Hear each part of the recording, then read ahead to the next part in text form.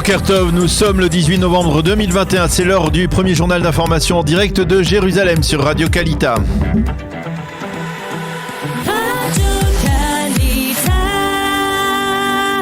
Le journal en direct de nos studios de Jérusalem.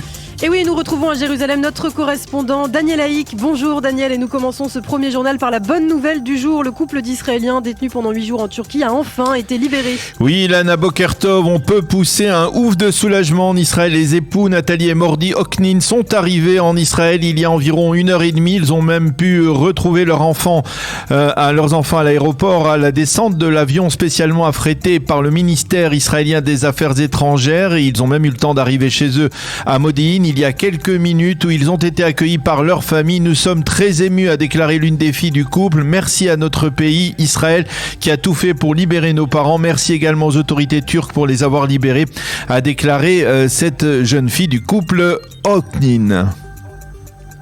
Et on ne connaît pas encore toutefois en détail les circonstances de cette libération. Non, mais ce que l'on sait, c'est que le chef de la diplomatie israélienne, Yair Lapid, avait prévenu les enfants du couple que leur libération était imminente dès hier après-midi, mais qu'ils devaient garder le secret jusqu'à ce qu'ils quittent le sol turc, ce qui a donc été fait ce matin peu après le décollage d'Istanbul. Le Premier ministre Naftali Bennett et Yair Lapid ont publié un communiqué dans lequel ils remerciaient le président turc Erdogan pour sa coopération dans le règlement de cette affaire. Ils ont également remercié le président de l'État Yitzhak Herzog pour s'être directement impliqué dans la recherche d'une solution à la crise. Et enfin, ils ont tenu à saluer l'attitude digne de la famille Oknin durant cette épreuve.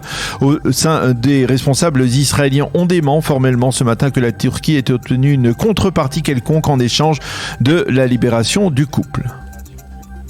Le reste de l'actualité en Israël, c'est aussi, Daniel, cet attentat qui s'est produit hier dans la vieille ville de Jérusalem. Oui, un attentat au couteau qui s'est produit sur l'une des artères principales de la vieille ville. Un jeune terroriste palestinien de 16 ans a agressé à coups de couteau 2 gardes frontières de 19 et 20 ans qui patrouillaient sur cet axe qui conduit de la porte de Damas vers l'esplanade du mur occidental.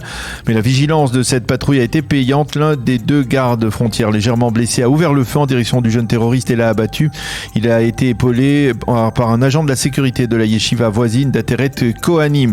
Le terroriste était originaire du village d'Issaouia, près du mont Scopus, au sein des forces de sécurité israéliennes. On a maintenu hier des patrouilles de police dans la vieille ville de Jérusalem afin de dissuader d'autres terroristes de copier le geste du terroriste. C'est ce que l'on appelle en effet, dans le jargon sécuritaire, l'effet boule de neige.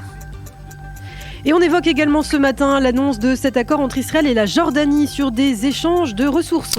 Oui, un accord que certains qualifient d'historique qui va permettre à la Jordanie de doubler le volume d'eau potable qu'elle recevra d'Israël de 100 à 200 millions de mètres cubes par an et qui permettra à Israël de profiter de l'électricité produite en Jordanie par des panneaux solaires. Cet accord a été rendu possible grâce à la médiation des Émirats Arabes Unis qui ont financé les fermes de panneaux solaires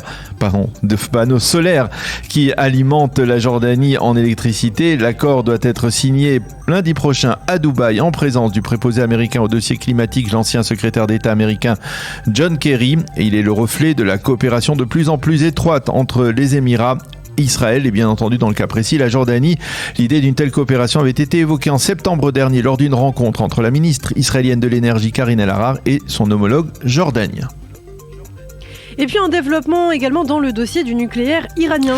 Oui, les États-Unis ont demandé à Israël son avis sur une proposition d'accord intérimaire qui pourrait se concrétiser dans le cadre des pourparlers entre les grandes puissances et Israël, des pourparlers qui doivent reprendre le 29 novembre prochain. Selon la proposition avancée par Jack Sullivan, le conseiller à la sécurité nationale américaine, l'Iran cesserait son enrichissement de l'uranium. En échange, les Américains suspendraient leurs sanctions économiques contre le régime iranien.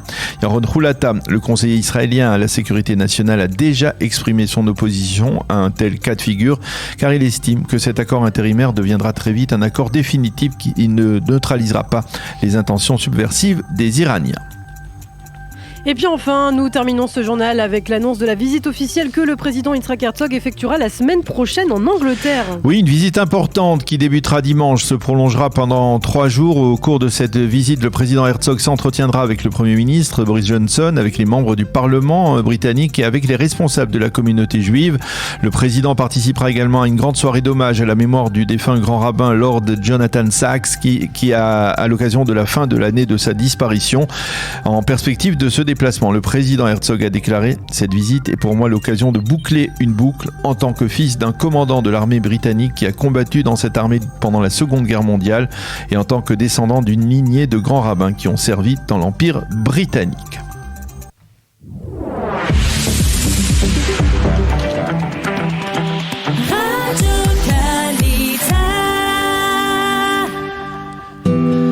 Une rapide page météo pour clore ce premier journal d'information. Une nette baisse des températures à partir d'aujourd'hui et durant tout le week-end avec le retour de la pluie ou l'arrivée de la pluie parce qu'il n'a pas véritablement plu depuis 2 mois en Israël. Des pluies dans le nord et dans le centre du pays durant ce week-end. Il fera aujourd'hui 20 degrés à Jérusalem, 23 à Tel Aviv et 29 degrés à Eilat.